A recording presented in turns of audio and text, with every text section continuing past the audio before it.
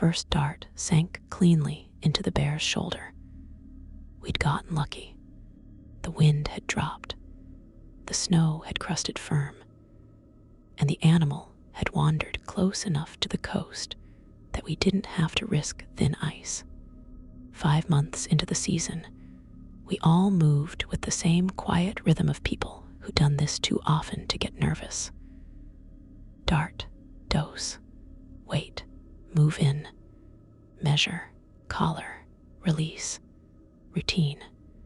Only this one was. The bear shuddered once, swayed, then lay down without a sound. Steam curled faintly from its fur, flattening the snow around its bulk. I gave the signal, and we crunched forward on snowshoes, our breathing loud in the still air. Up close, it was textbook. Adult male, heavy with winter fat, thick, clean coat, broad paws. I had the field kit unzipped when Amara, crouched at its neck, frowned. Guys. At first, I thought she'd found an old scar. Then I saw the metal band, half buried in fur. The bear already had a collar. And it wasn't one of ours. Brass, old enough to have gone green in spots, pitted and scarred.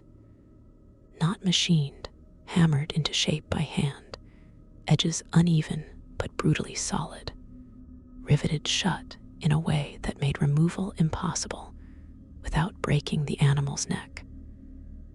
Etched into the metal was a date. Beneath it, scratched deep enough to cut clean through the tarnish, was a spiral. Not the kind you doodle absent-mindedly, but something your eyes skidded off if you looked too long. Lines folded back through one another in ways that shouldn't have worked, looping in a figure that never quite closed, and yet had no beginning. I stared and felt a wave of vertigo, as if the pattern were moving and the ice were not. "God damn," one of the others whispered. "This has to be a prank. Some trapper-esque joke." "Yeah," Amara said, trying for a laugh and missing. Because Inuit hunters in the 1800s were hammering brass collars in their spare time. No one laughed. We finished the examination in uneasy silence. Teeth scan, blood samples, vital signs, all normal except for the drugs. The sedative should have kept him under for at least an hour. After 15 minutes, the bear's eyes opened. Slow, deliberate. I froze, dart gun hanging useless in my hand, still needing to be reloaded. If he stood up thrashing, we wouldn't have time. But he didn't thrash. He just got to his feet. No wobble, no stagger, as if the sedative were nothing more than an inconvenience. He watched us with that blank, black gaze polar bears have when they're deciding if you're trouble, food, or scenery. We backed away, hands up. No sudden moves. He didn't follow. He didn't leave either. He just stood there, massive and motionless, as we retreated to the skidoo and rode out. Amara broke the silence on the way back to camp. "Maybe it led us to it," she said. It sounded ridiculous. We also couldn't say it was wrong. That night, once the gear was stowed and the day's data uploaded, I dug through the digital archives, every expedition I could find that had gone north of Ellis Island. Whalers, logs, Royal Navy accounts, early Soviet surveys. Anything. The coastline up here had been mapped by 1818, but no one was supposed to have reached this far until 1852. No expedition on record placed a human anywhere near our coordinates in 1847. The thing about Arctic field stations is that once you've done the day's work, You either rot your brain with whatever the satellite internet can support, or you dig. Amara digs. She has a knack for records, for turning a footnote into a rabbit hole. While the rest of us played cards in the mess, she was still hunched over her laptop, scrolling through grainy PDFs of scanned logs. If no one was here in 1847, she muttered, then why the hell does the caller say otherwise? For hours, nothing. I started to convince myself it was a fluke. Maybe some eccentric trapper had stamped the date for a laugh. Then she found something. Not a published survey, not official at all. A letter archived in some Royal Society basement and digitized only because an intern scanned the wrong folder. The ink was smeared, the script leaning somewhere between copperplate and panic. Attached was a hand-drawn map, edges stained with oil, paper gone soft with age. The writer identified himself as Dr. Thaddeus Knox, Royal Arctic Surveyor, 1847. There was no Knox in any expedition roster, no mention in the whaling logs, no naval commission under that name. Officially, the man didn't exist, but on his map, he'd sketched coastlines that weren't supposed to be charted for decades. And in the middle of it all, marked with careful sigils and cross-hatched patterns, was a notation: Umbra Transitio, shadow crossing. Underneath, in Knox's cramped hand, the gradient holds. The White King endures. None of us understood what that meant. I wasn't sure I wanted to. But when Amara overlaid his coordinates on a modern chart, the result was exact. It put Knox's shadow crossing dead center on a stretch of sea ice we'd flown over a dozen times. Flat, empty, nothing but wind-scoured snow and pressure ridges. If it's just ice, I asked, why mark it at all? Amara didn't look up.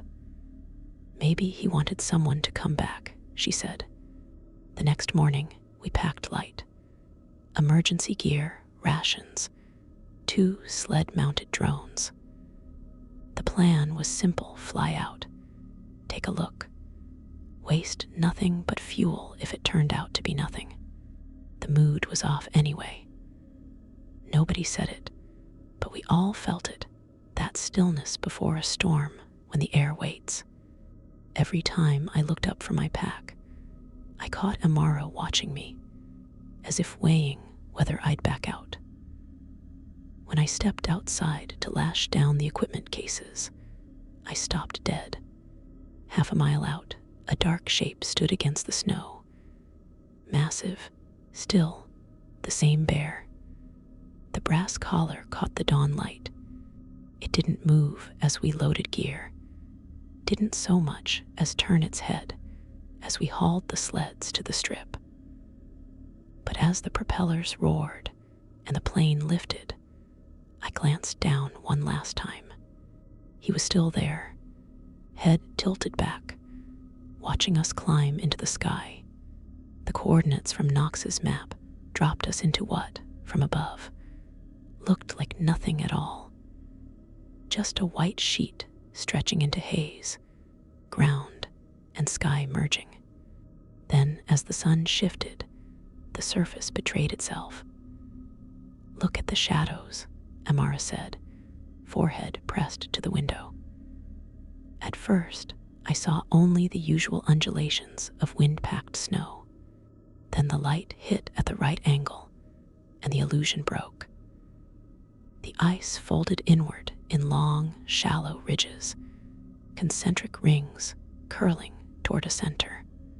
From above, it had been a perfect optical trick, smooth as a billiard table. Now the spiral was undeniable. We circled twice to confirm. then picked a strip of flat ice half a kilometer away and set the plane down on its skis. The engine died, leaving only wind moaning over the fuselage. We unloaded the sleds and gear and set out on foot, drawn toward the spiral step by step. It definitely wasn't natural. The depression sloped gently inward, rings descending around a central point, maybe 50 meters across. At its heart, breaking through the ice as if the earth had finally given up hiding it, was a block of stone. Wrong stone. Not local bedrock hauled up by a heave. Something else. Dark green-black like oxidized copper, but polished to an almost oily sheen. Snow skittered across it without sticking, as if the surface rejected it. Every flat surface in sight had a rime of frost. The platform was bare. A seamless plug set dead center in the spiral. We approached in silence, hauling the sleds. The closer we got, the more wrong the ground felt.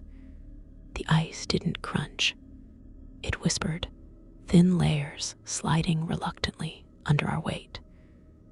The instruments read nothing unusual. "Stone like this doesn't exist up here," Lars muttered. Our geologist knelt, brushing gloved fingers along the join where ice met block. "This isn't glacial drift.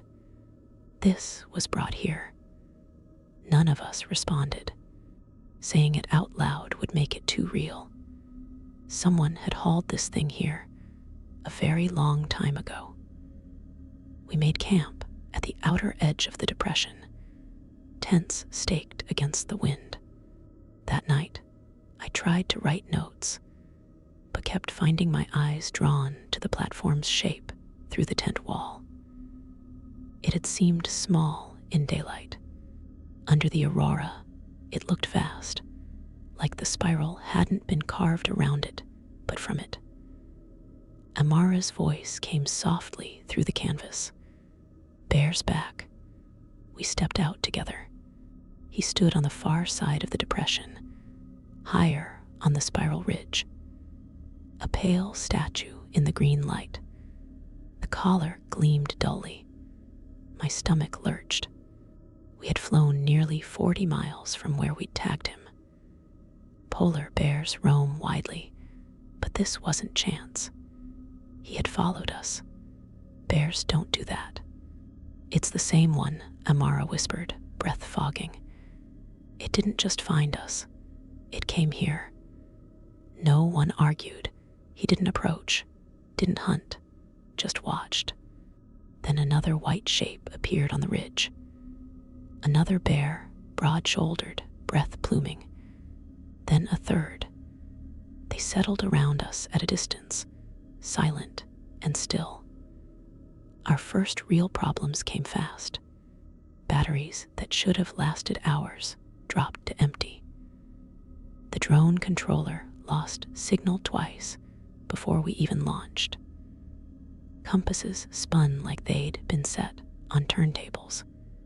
"Magnetic anomalies don't make sense out here," Lars muttered, tapping a needle that refused to settle. None of that scared me as much as what Amara saw just before dusk. "Another one," she said. A fourth bear stood up on the ridge. This one was enormous, older, his fur a little yellowed, muzzle scarred. He didn't so much as flick an ear. And 20 minutes later, a fifth. The unease we'd all been quietly ignoring sharpened. Polar bears are solitary. Two together is unusual. This many forming a loose ring around us, spaced like sentries, was wrong in a way that made my skin itch. "They're surrounding us," Daniel said under his breath. "Jesus, they're actually surrounding us." I caught myself running useless calculations. Distance to the plane, distance to the rifles by the sleds, average sprint speed of a polar bear, our likely response time. Every version ended badly. If they wanted us dead, we'd already be dead. They stayed where they were. It didn't feel like hunger. It felt like pressure, like we were being gently, patiently herded. To distract ourselves, we sent the drone down along a narrow crack we'd found at the spiral's edge, its camera cutting a cone of light. For a moment, it showed us things that shouldn't exist under ice. Angles folding into themselves.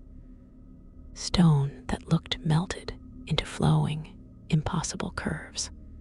A lattice of fused hexagons that looked, disturbingly, like calcified bone. The feed glitched. The last frozen frame was of something ribbed and curved, too organic for architecture. Then nothing. The drone was dead. Daniel snapped. "Enough," he said, grabbing for a rifle. "This is insane. Bears watching us like prison guards, gear failing, drones vanishing into God knows where. I'm not dying out here for some stupid map." Amara didn't flinch.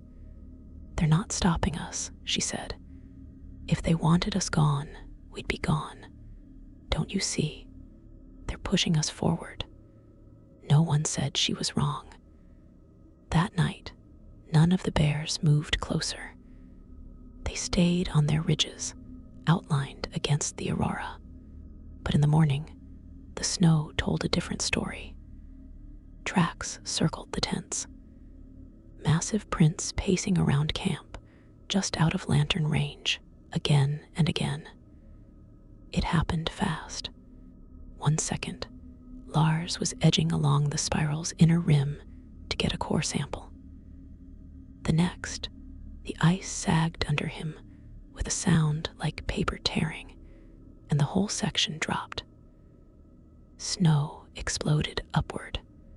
Lars and Daniel vanished. We lunged for the edge, but the crack yawned wider under our weight, forcing us back. "Rope, get the ropes."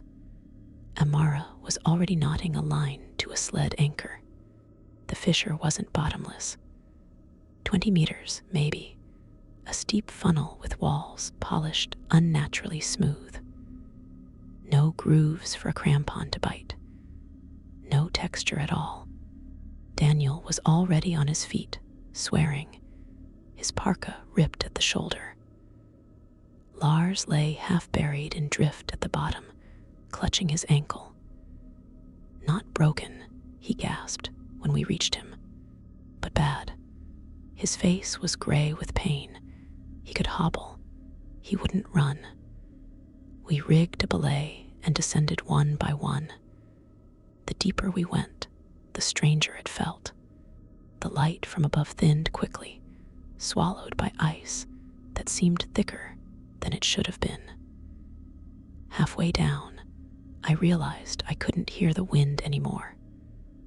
No groan of shifting ice, no creak of rope. The world above had gone silent. By the time my boots hit the floor beside Lars, it felt like we'd stepped into a vacuum. "Sound should carry down," Amara said quietly, staring up the shaft. "Why can't we hear anything?" No one had an answer.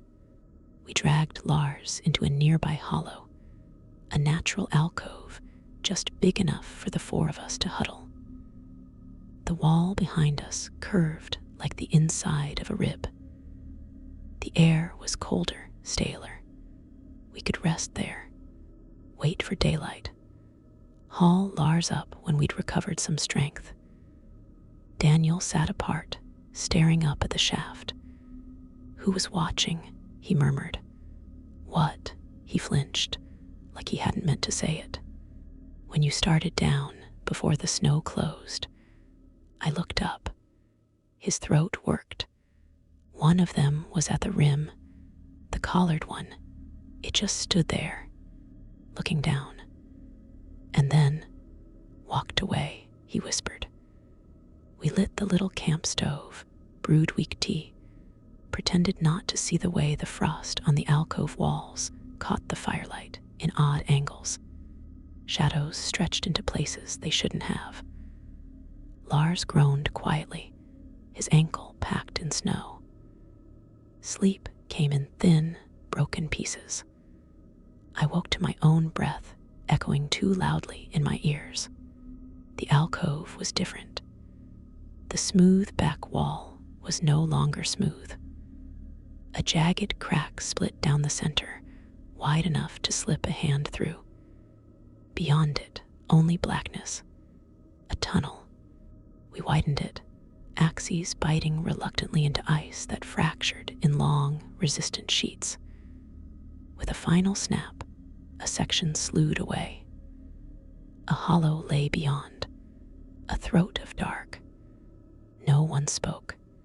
We clipped our lamps to our hoods and stepped through.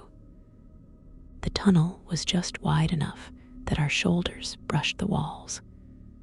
The surface wasn't like glacial ice. At first, I thought it had been carved, but the grooves weren't tool marks.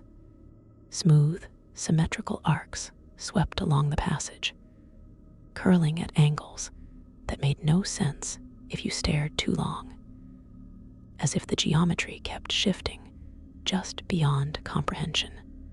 We hadn't gone 10 meters before Daniel stooped to pick something from the frost. A boot. Leather turned stone hard, heel nails hand forged. It crumbled between his gloved fingers. Farther on, we found more. Rusted chisels. A split pickaxe wrapped in hide strips. Tatters of what might have been bare pelts. Not dumped in a pile, arranged along the walls in careful order, like objects in a museum display. Knox, Amara said softly. The name felt like a verdict. The passage opened into the first chamber. It wasn't big. It was dense. Slabs of the same black-green stone from the platform above were stacked in precise rows, each roughly the size of a coffin lid. Surfaces polished, featureless. No carvings, no writing, but not random. One slab leaned against another at a deliberate angle. Another was rotated a few degrees off true. A third bridged two below. The pattern was almost, but not quite, symmetrical, as if someone had been trying to express a thought in stone and kept adjusting it, unable to get the shape right. Lars ran a gloved hand over one. Composite mineral, he murmured. Not from here. I barely heard him. The arrangement made my skin crawl. It felt like standing in the middle of a sentence, written in a language you almost understood. We moved on. The next chamber was worse. It had been hollowed directly out of a single mass of ice, domed overhead. Our headlamps turned the ceiling into glass, but the light didn't behave. Instead of diffusing, beams bent and curved along the walls, converging into bright points, then splitting again. Reflections overlapped in ways that etched afterimages into my eyes. Daniel squinted. Feels like we're walking inside a lens, he muttered. We pressed deeper. The cold thickened. Not the sharp, clean bite we knew, but a layered, heavy cold that filled the lungs. Every breath felt like sucking in ground glass. Frost caked our eyelashes. Our clothes stiffened. The silence became a thing with weight. The only sound was the thump of my own pulse. The tunnel curved one last time and spilled us into a space so large my lamp beam vanished before it found the far wall. The air was different here. Absolute stillness. pressure. It felt less like a cave than a vault, a pocket of the world crushed, closed, and forgotten. At its heart, pressed up against the front edge of the ice wall, was a hand. Not human. It dwarfed us, larger than a snowmobile. Each finger as long as my body, each nail a thick ridge of horn worn smooth. The skin was pale, bloodless, ridged with pressure cracks that ran deep into the ice. Beyond what we could see, it faded into shadow.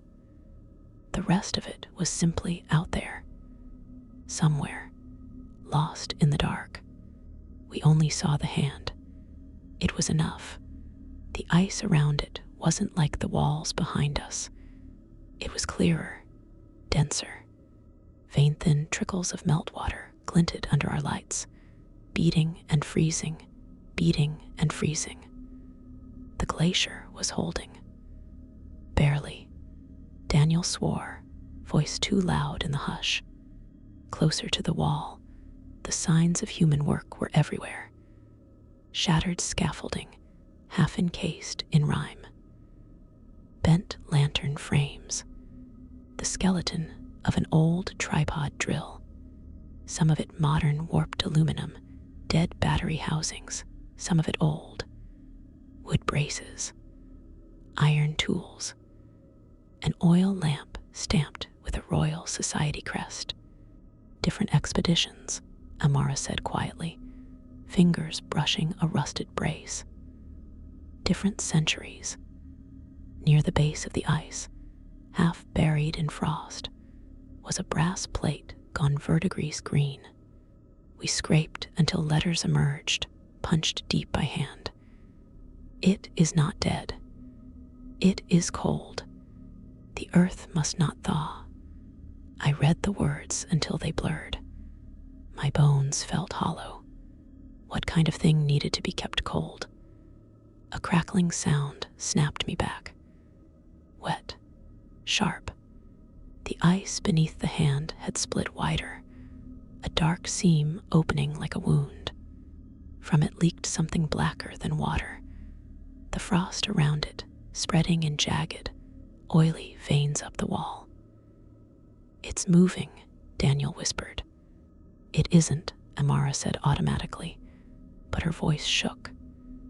I stepped closer, every instinct screaming. I still couldn't see the hand move, but I could feel it. A pressure, a heaviness, not in the air, in the shape of the world. Amara had gone still. She was kneeling at a side wall, brushing away frost. Here, she murmured. Row after row of brass collars lay embedded in the ice, identical to the one we'd seen on the bear. Frozen into place like bricks, mortared into a wall. Spirals etched deep into each band. Amara found the satchel next. Half-rotted leather wedged under a fallen scaffold. She chipped it free and peeled it open. Inside were notebooks, pages warped, ink bled into clouds by frost. Alongside them, a bundle of microfilm reels sealed in wax, the kind archivists used in the early 20th century. We read what we could by headlamp. Much of it was gone, molding pages, sentences torn in half, but enough remained. Not a god, but inversion, the hand of reversal. It must not warm, it must not wake, it unmade pattern, structure, cause and effect, not destruction, not creation, reversal. And always between the lines, the bears, not predators, not coincidence, guardians. The collars were brands, not trackers, bonds, a duty impressed on them, passed down in ways no biology could account for. They've been here since Knox, Amara whispered. Maybe longer. Daniel shook his head. Bears don't live 100 years. These do, she said, Her voice was barely audible. That one does. I pictured the collared bear from the first day, its black eyes, the way it had accepted the dart, lain down as if trusting us, then shrugged off the drug like it was nothing. Was it ever asleep? The spiral depression above made sense now, not in language, but in function. It wasn't a sign to lure explorers in. It was a marker only visible from the ground. Here lies a lock. Tend it, the bears could guard, could lead us here, but they had no hands, no drills, no way to mend the ice. We're not intruders, I said before I knew I was speaking. We're maintenance. The others turned to me. They could have killed us a dozen times, I went on. They didn't. They drove us here, because they can't fix this. But someone has to. Silence answered. We all looked back at the hand, at the crack widening under it, at the dark seepage threading up the wall. This place had been tended once, then abandoned. The bears had waited. Amara closed one of the notebooks, her gloves trembling. If this fails, she said, it isn't just us that dies. Nobody disagreed. We'd seen enough. Lars could barely stand on his bad ankle. Daniel was shaking. My own bones felt thin, as if the cold had hollowed them out. We had to leave. We packed the journals, the satchel, a few collars we could pry free. As we turned toward the shaft, the sound hit us. A crack, louder this time, echoing through the vault. The fissure beneath the hand had opened fully. For the first time, the flesh of the thing was exposed. It wasn't dead, gray meat. The skin shimmered, faintly translucent, pale as underbelly fat. Veins pulsed beneath it like dim rivers. Steam rose in subtle curls where it met the air. The chamber began to change. Black frost raced out from the wound, crawling up the walls and scaffolds. Metal braces shattered into flakes. One of the journals curled inward and crumbled to dust, as if centuries had just passed in seconds. Panic scattered us. We grabbed for ropes, for Lars, for each other. Wait, Amara snapped. She held a notebook open to a page dense with sketches. Rigs, layers of ice, arrows. Knox's tight script, layer, freeze. Retreat, repeat. They didn't just walk away, she said. They resealed it, over and over. We tore through the debris, desperate for anything we could use. Most of it was ruined, but under a collapsed brace, we found a cluster of thick-walled iron cylinders capped with brass fittings. Old ice-hauling tanks, primitive refrigeration. The seals were warped, but unbroken. When Amara cracked one, a breath of air hissed out so bitterly cold it crystallized on her glove. After all this time, the cold inside still bit. We didn't have much. Those tanks, the coolant and fuel in our packs, a portable pump. It would have to be enough. We ran hose across the floor, primed the pump, and dumped our fuel into the engine. Meltwater pushed through the line and sprayed in a thin sheet over the open crack. Immediately, we vented the antique tanks, flooding that spray with ancient frost. The effect was violent. Water seized into brittle ice almost on contact, a jagged skin spreading over the warmth. The exposed flesh twitched, or maybe the ice did. Drops of melt pattered to the floor like stones, each impact softening the surface in a tiny black bloom. We worked, until we could barely feel our hands, until our eyelashes froze together, until Lars sagged against the wall and sobbed through clenched teeth. Layer by layer, a new skin formed, thin, cloudy, fragile, but a barrier all the same. The black frost slowed, stalled, trapped beneath the fresh ice. The hand blurred once more behind a pale veil. It wouldn't hold forever, maybe not even long, but it bought time. When we finally turned back to the shaft, another problem waited. They filled the opening. Bears, shoulder to shoulder, their collars crusted with frost, breath billowing. A living wall. Daniel raised his rifle, barrel wobbling. "We're not getting out," he said. His voice cracked, but they didn't advance. They stood calm, expectant. "They want one of us to stay," Amara said. The words just landed, too heavy to move. This place had been abandoned when humans walked away. The bears had done all they could. Now they wanted someone to take up what had been dropped. Lars tried to push himself up, swearing as his ankle buckled.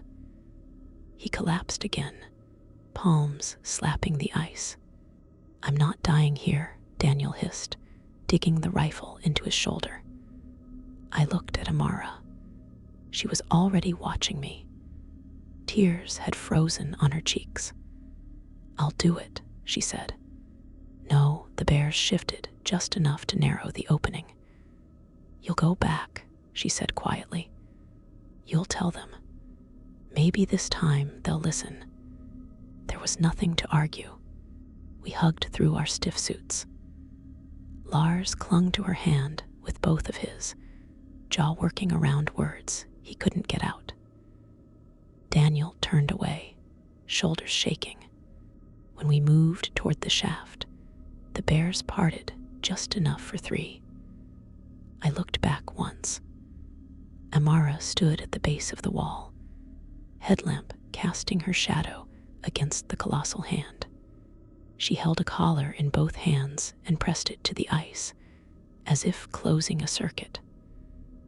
The bears stayed with her. We climbed. We didn't look back up the tunnel, or at the spiral, or at the platform.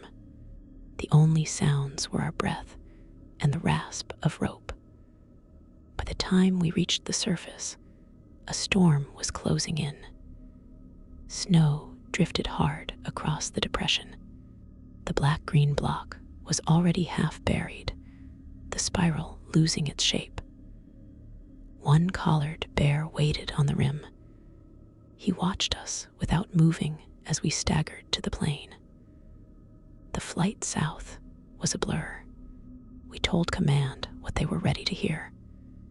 Back in a windowless room that smelled of coffee and dust, we sat through debrief.